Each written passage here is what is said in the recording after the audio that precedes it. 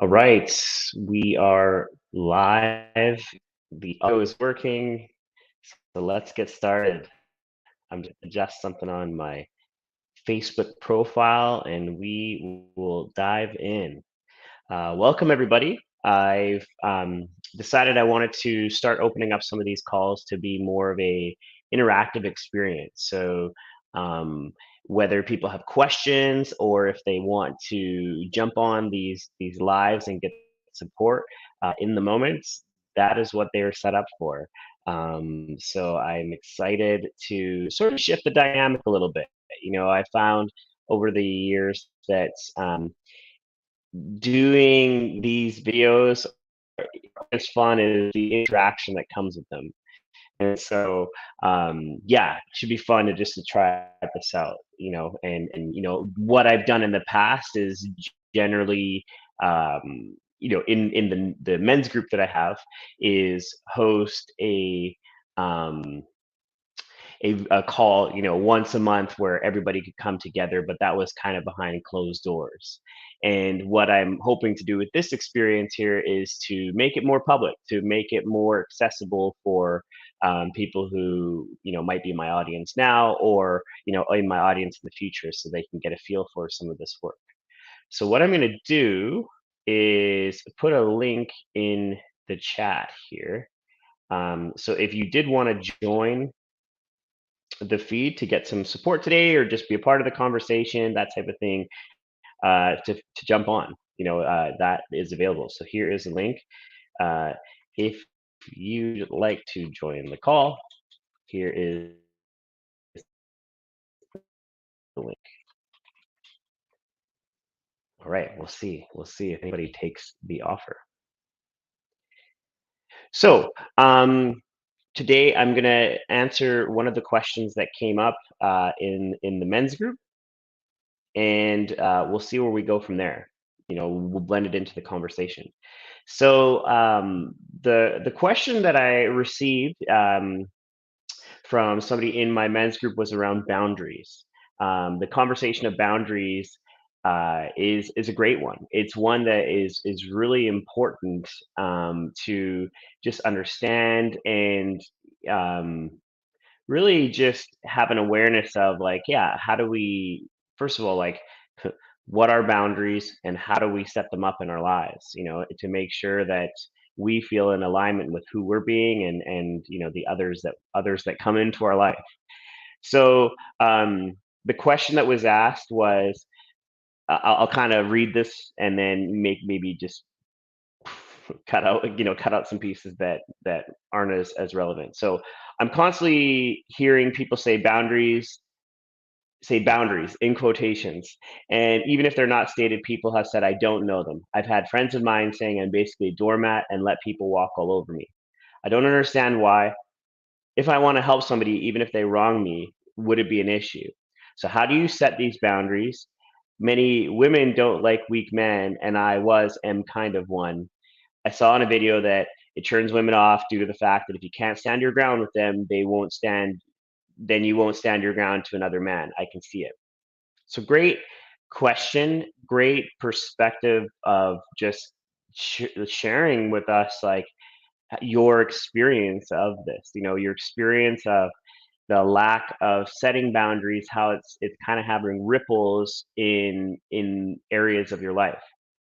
And I also hear, like, the judgment in that, and just the that feel of it as well. So a couple things just to make note of. So um where to start? I mean, the first thing I want to point to was the line where you said, if I want to help somebody, even if they wrong me, would it be an issue? Well, it depends, right? It depends on what how you feel about the situation. I mean, if you've so in this specific moment right now, um it's worth looking at, well, like, if there was a boundary in place, was it even being enforced? Was the boundary even known? So in terms of helping the person, yeah, I would say, like, there's probably an opportunity to um help that person, and also like uh, start to put the boundaries in place that you want. Like you're noticing in this moment that, hey, there's probably a boundary that's needed in this relationship, in this situation. So I realized I kind of jumped ahead. Let me take a step back. I took some notes off of a book called The Heart of Laser Focused Coaching by Marion Franklin, where she speaks about boundaries being actually the number two issue that shows up in coaching, which I thought was interesting, according to her. So and so the first thing to really look at with boundaries is really being able to define it for yourself. What does a boundary mean for you? And really getting clear on that. One of the definitions that she provides is that a boundary is to basically inform the person of an action or a way that they're interacting with you that you basically don't want in your life anymore. So let me sort of add to that. So it's to inform, and you are informing on a behavior or action that is okay or not okay in your life when people are in your presence. So it is a relationship based thing. So a couple of things just to take from that, right? So the boundary is there to inform. The boundary is there is set in place to let a person know that this is what is going to be acceptable or not acceptable to you any longer in your relationship, friendship, whatever you would call it. And then from there, really looking at like, okay, if the boundary is to inform, that oftentimes people might forget. People may try and like skirt around the boundary. Probably most of it is going to be like unconscious in a way. There, people are human beings. We got lots of things going on. Sometimes we naturally forget some of the things that happen in an interaction. So again, like the boundary is there to inform. You may have to like bring that back into the conversation. And then the other piece of looking at is like the consequence. So again, like if you have a boundary, let's say in a relationship where you will no longer put up with somebody raising their voice or being aggressive or throwing things, whatever that looks like, and that you state your boundary in the conversation, maybe not that conversation, but in a conversation, maybe prior or after when things have settled down, and then you find in the next conversation that that boundary has been violated, that's where a consequence needs to come in place. And again, like you may not want to put the there's kind of like two parts to it, right? You may not want to put that consequence, like, inform the person of the consequence in the heat of the moment. Um, but like that might be something as simple as like, hey, I've noticed that like you yell in conversation, you raise your voice, you get aggressive, you throw things, and it makes me feel really uncomfortable. It makes me feel like I can't understand, the issue at hand. I get nervous. So because of that, if I see that happening in our conversations, I'm going to address it once. And if it continues, I'm going to walk away from the conversation. So notice that the consequence is you walking away from the conversation. So look at where boundaries could be applied in all areas of your life. You could have, it's not just going to be in conflict situations. You could have boundaries around time. You could have boundaries around work meetings. You could have boundaries around, you know, the amount of time that you're going to spend on a phone call with somebody.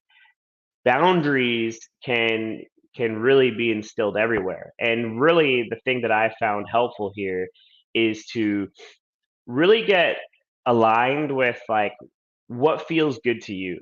What what do you notice about yourself that you would really need in terms of the boundaries that you have in your life? Um, that's a really great place to start. So a really great place to start in terms of like, hey, what's important to me here? What what do I need to put in place in terms of the boundaries that I have, um, to feel like my life is moving in a forward direction and I feel authentic to who I'm being. So a lot of me talking there. Let me know, any questions you have around this or anything that's coming up to you with for you with regards to boundaries. Also, also looking at like where are you finding it difficult to enforce boundaries? Where do you find it a struggle? Um, to come back to the question, so that was asked. One of the a couple of the things that were said. Many women don't like weak men, and women are turned off by the fact when we can't stand our ground with them because it's sort of a representative of me not being able to stand my ground in other areas of life. Sure. Um, yeah, yeah. Like I get it. I get where you're looking there. Um, and what I would say is that like this is a lifelong practice. Just because at one point in your life you might be a bit more easygoing with your boundaries or a little bit more go with the flow, it doesn't mean that things can't shift. And when you shift the dynamic within yourself, people are going to take notice. So, and I think the interesting thing there is that like for men, it's easy to point to like, well, women don't like weak men, and this is sort of representative of life.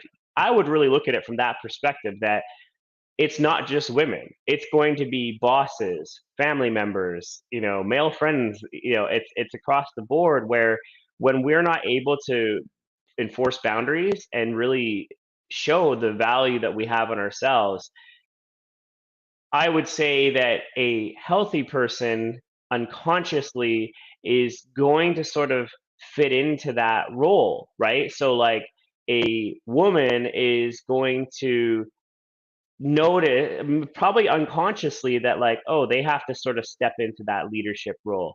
They have to step into a bit more of a dominant role because the masculine is not actually putting those boundaries in place for themselves. So, yeah, like on a grand scale of things, yes, like women probably don't like weak men, but like the language there, I would shift a bit more in the sense of like what people are actually really craving is like authenticity. What people are craving is leadership. So when we can actually put the boundaries in place that we need, that's going to make people understand where their role is in this, where they can sort of like be at ease in the dynamic, in that communication dynamic. Because when here's another way of looking at it: when we don't have boundaries in place, people often kind of have to like adapt to the situation that's in front of them. I could just like throw out a situation where it's like when we look at covert contracts, right? I'm just going to play with this because this is what's kind of coming to me, is that in the covert contract, we want something from somebody, and then when we don't get that thing, we get angry, we get frustrated, and that person never knows.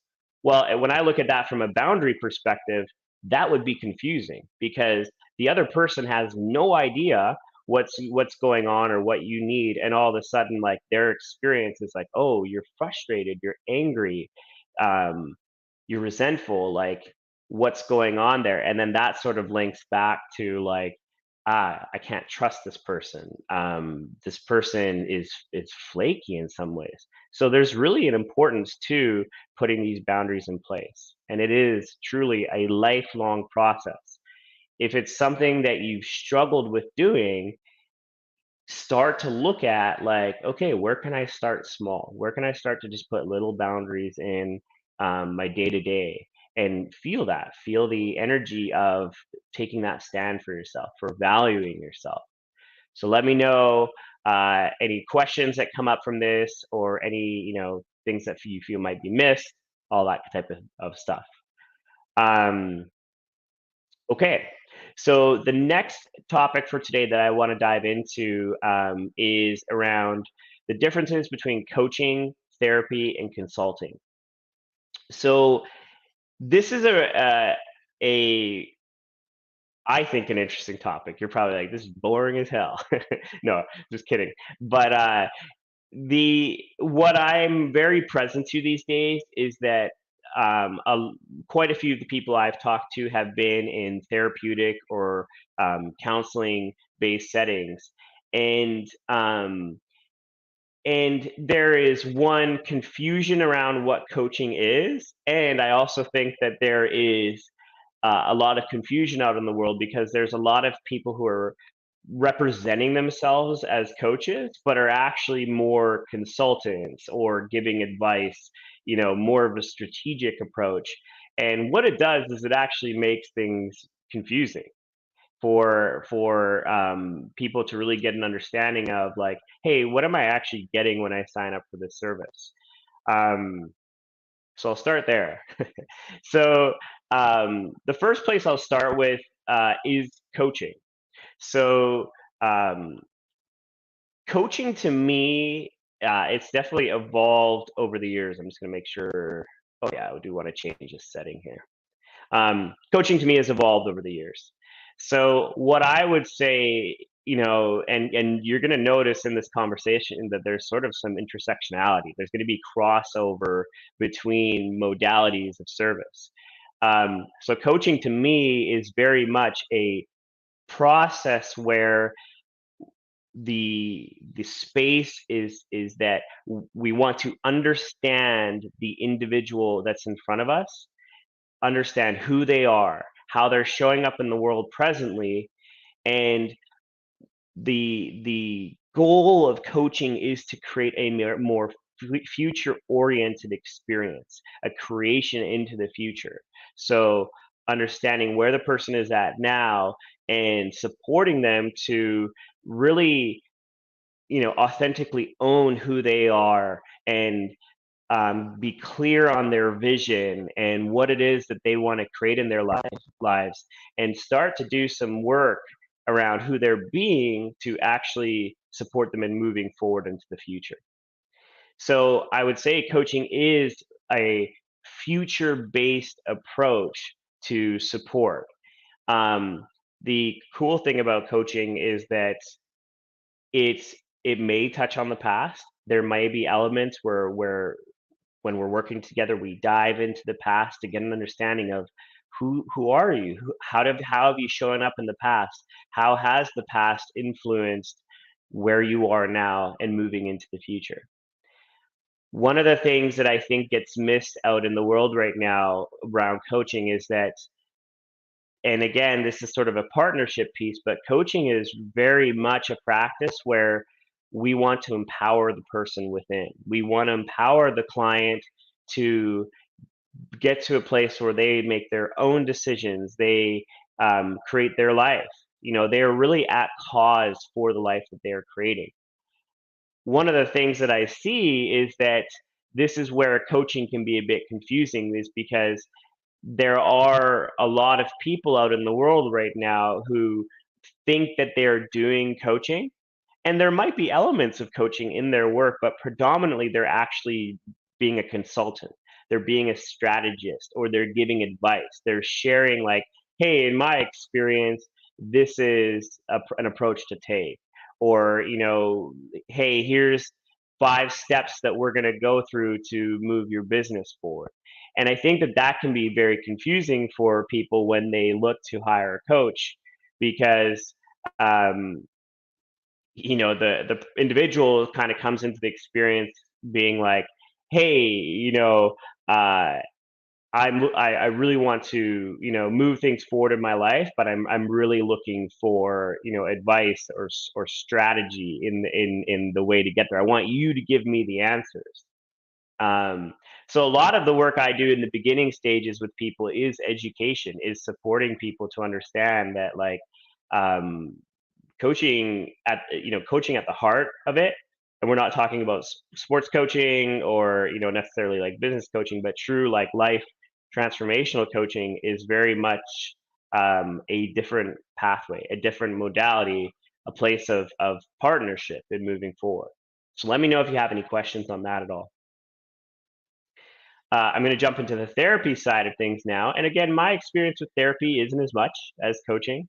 I've had a therapist in the past. I've had counselors in the past. From what I understand, is that a lot of the therapeutic work, and again, one thing I want to put in is like there's been a lot of cross sectionality between these modalities now. The traditional mindset of therapy is probably evolved in some practices. You're going to see somatic practices or body-based practices out there. You're going to see blends of these models. But predominantly, the therapeutic model is to really support somebody in understanding past traumas, past, anxieties, fears, all those types of things that um, may inhibit a person in the present and moving forward. So therapeutic work is really digging in and really understanding, like, those elements of your life in the past to help you move to a place of where in the present moment you can be whole and complete. um and again, like there's different ways of getting there. You may have even had a different experience of it. I don't want to take away from any of that, but that's really the idea there with therapy. And of course, then therapy can also really focus on things like depression, um, mental disorders, eating disorders, those types of areas where there may be a specific treatment plan or medication that could be prescribed, that type of things. That's more of on a psychotherapist level, but those things are all available in that space. So if that's sort of the support that you're looking for, um, coaching can definitely help in those areas. But oftentimes the coaching is wanting to be in alignment with a therapist, with some, like, they kind of partner together in the pathway and the creation of your life. um, if somebody came to me and we're dealing with, say, suicidal thoughts, or high levels of depression, or those types of things, I would probably refer them to a therapist first, because the therapist is going to have a real specialty in supporting that person to get to that place of wholeness. Again, where I would come in is once that person is in that place where they feel ready to look towards the future and create into the future from that place. That's sort of where I would come in and be in that role of support. Um, One of the things that I've really noticed for people coming from a therapeutic side of things into the work with me is that there's often frustration. There's often a feeling like I didn't get what I wanted in the therapeutic setting. I spoke a lot about my past. We dove deep into some trauma, that type of thing, but I felt like I didn't really move forward. And so um, that can be a great place to look at, like, bringing on a coach if you're finding like you are really more oriented to looking into the future. Um, but there's also a couple things there that I would point out, and one is that I think that there's an opportunity to really be at cause in the therapeutic relationship. If you find like you're not actually getting what you want in the person that you're working with, are you voicing that to the therapist? Are you making it clear about what you actually want to get out of that setting? I think too often we defer to the professional to uh, lay out the plan and lead the conversations. And I have it that, like, that's probably representative of your life, where you're looking to others to lead, others to sort of direct where you should go. And this could be a great opportunity, again, if you're not getting what you want in the therapeutic setting, to actually be a cause for what you want, to actually ask for what you need. Or maybe if you're finding like you've been with the same therapist for uh, a long time and you're not getting what you want out of it, maybe it is time to change, or and let them know that these are the reasons why. So those are a couple of the pieces that I've come across lately in conversation around this.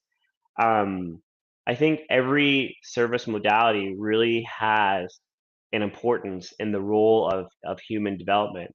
One is not better than the other. It's really about what you feel would best serve you in this moment and going forward. The last one I'll share on then is also this consulting role. So consulting is very much like, um, as a client, we are relying on the consultant to provide us with the strategy, the steps, the game plan to help us move forward. So you'll see this a lot in business. You'll see this a lot even in programs that are out in the world for personal transformation. They're giving you the blueprint, the guide to create your life. Um, and and so just it's really important to know what you're actually choosing into. What um, if you do commit to some process like this, to really understand, okay, do I actually need more of a coach? Do I need a consultant? Or do I need a therapist? Or do I need, all of them or some of them? And really getting clear for yourself, really bringing in that intentionality. Um, where would there's one piece that I wanted to share around that. Again, I really want to make it clear that, like, in this day and age, there is going to be some intersectionality between the modalities. As a coach, I am really practicing bringing in more of the therapeutic elements into my work, looking at grief, looking at trauma, um, looking at these areas that could really impact a person from moving forward.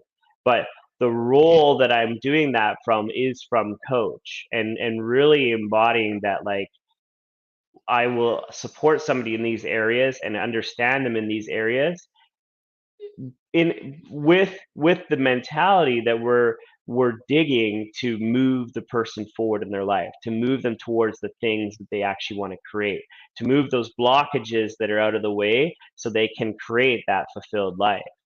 So if there was one thing that I would really stress in this is take your time in choosing the people that you want to work with. Really get an understanding of, hey, do I need a coach right now? Do I need more of somebody in a consultant advisory role? Do I need a therapist? And being in conversation with these professionals, really, getting an understanding of how might their work benefit you? How is their work different from the others that you're seeing out there? And then the final part that I'll leave you with in that is really being at cause for your life. Really being really being open to the fact that the your ability to choose the direction that you want to go with intentionality, it's going to have an impact on all areas of life. Um, so let me know your questions around this. I think it's such a really it's an awesome topic to be in discussion around, and I think that we're starting to move past the day and age where getting support, getting therapy is no longer frowned upon, or sort of like for only the sick people or the dysfunctional people out in the world. I think that the world is transcending. The world's consciousness is growing to the place that, like, these modalities, um, they're here in service of people. They're here in service of creating a fulfilled life. So let me know if you have any questions around either of these topics today. Really looking forward to continuing these discussions and having people jump on live to be supported, if you feel called to that. If you are curious about any of the work that I'm up to these days in terms of workshops, membership programs, or private coaching, please feel free to reach out on any of the platforms that I'm on. I do check my messages, or just feel free to email me at andrew@andrewmundy.com, and we can just start a discussion there. And I'll also share a link for my website as well. I got some really cool stuff coming up in the future, that's going to be, different lengths and different levels of commitment. So be on the lookout for that, and I'm really excited for what's to come for all of us. So have a great rest of your day, and I'll talk to you soon. Bye for now.